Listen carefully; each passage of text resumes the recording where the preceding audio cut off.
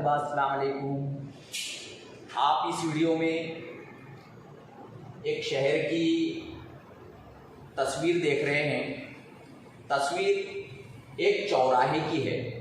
चौराहा यानी जहाँ चार रास्ते चारों सिमतों से आकर मिलते, उसे चौराहा कहते हैं। रास्ते के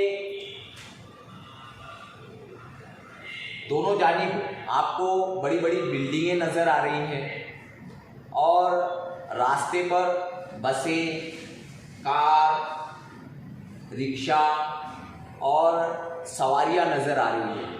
कुछ लोग फुटपाथ पर चलते हुए नज़र आ रहे हैं।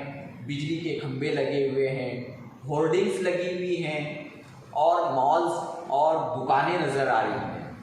ये एक शहर का मंजर है और शहर साफ सुथरा नज़र आ रहा है। कहीं पर गंदगी नज़र नहीं आ रही है।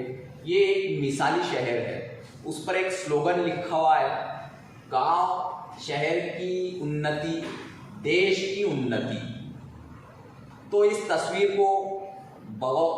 का बगौर मुशाहिदा कीजिए और जो बातें नज़र आ रही है उसे ध्यान में रखिए।